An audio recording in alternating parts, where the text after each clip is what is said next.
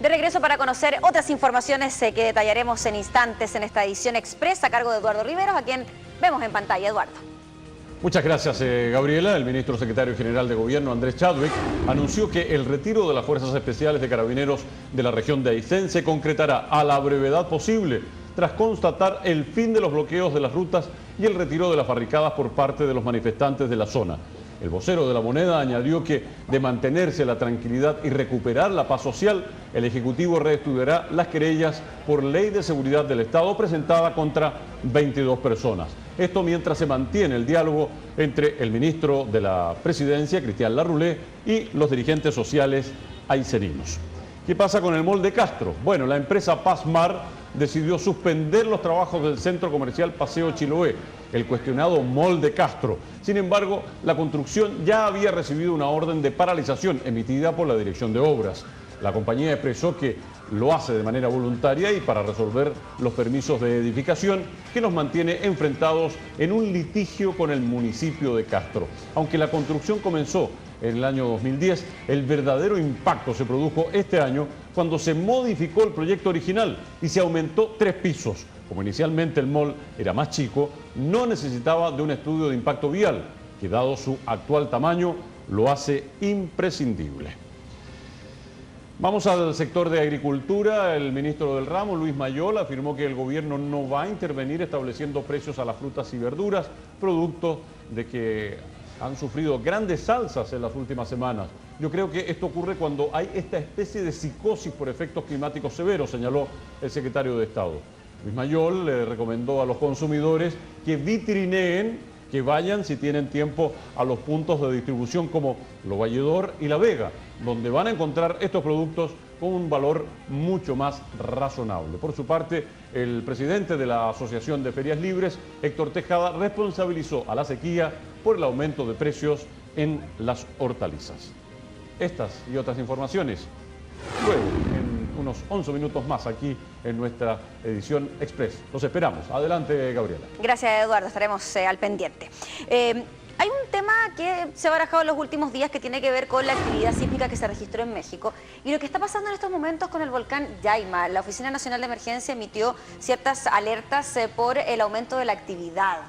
¿Podría esto significar quizás algún tipo de movimiento mayor en nuestro territorio? Mira, claramente lo que tiene que el sismo de México no tiene ninguna relación con el sismo en Chile. O sea, digamos, pero sí hay una cosa que es clara, es parte del cinturón de fuego del Pacífico. O sea, es toda una zona en donde hay placas que están encontrándose y en consecuencia es una zona sísmica. Está en una zona, sería raro que no hubiera sismo en México.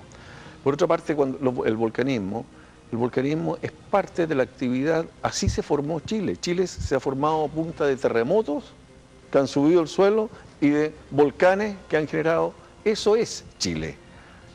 Y Chile sigue formándose, el territorio sigue formándose al mismo tiempo que toda la erosión va evitando que crezca demasiado.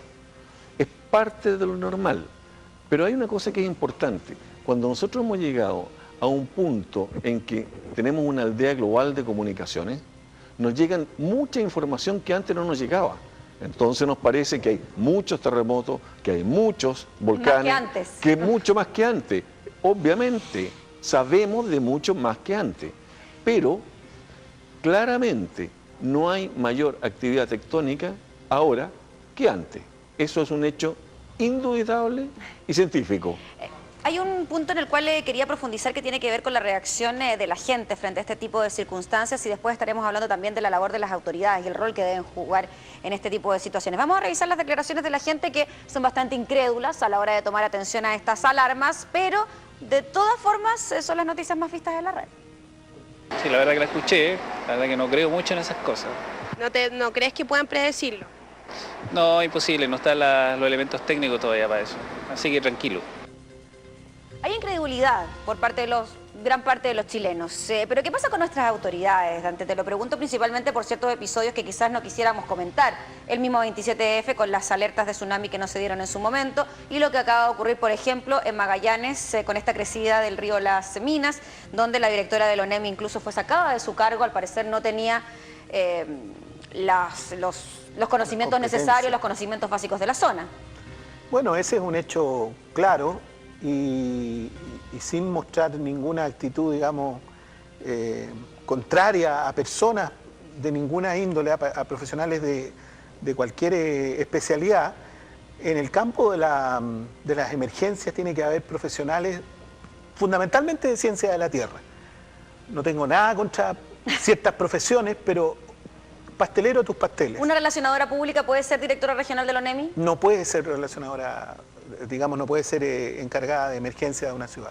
Primero, no tiene los conocimientos fundamentales, no tiene la versatilidad para, digamos, relacionar conocimiento y poder entender la problemática que se está dando en un lugar. Menos una persona que viene hace un mes llegando y es de Santiago o de otro lado. De Araucanía, creo que. Claro.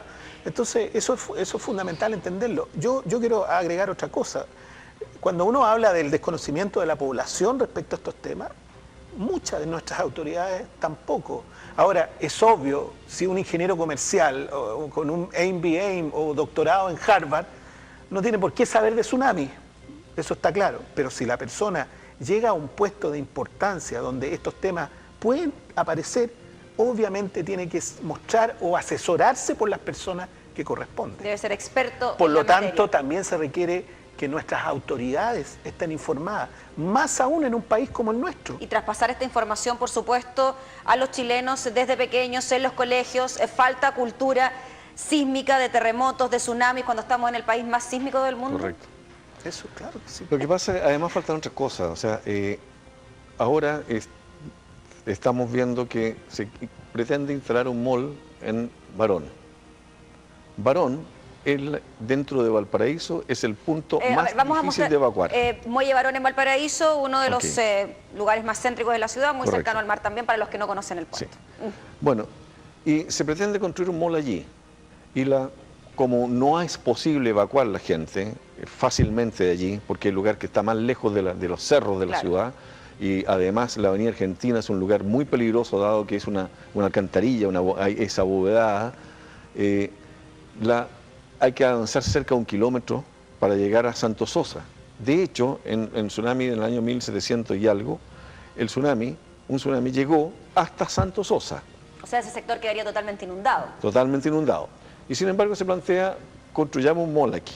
Ese mall, dicen, bueno, ¿y cómo arranca la gente? No, señora, hacemos evacuación en altura. ¿Qué significa? La gente sube a la azotea. Estamos hablando de 6.000, 7.000, 8.000 personas que pueden estar en un instante dado en un mall, y se le dice, mire, señores, suban a la azotea porque viene un tsunami en un instante que va a ocurrir un terremoto, porque obviamente el terremoto va a ser previo. Supongamos que esa gente sube.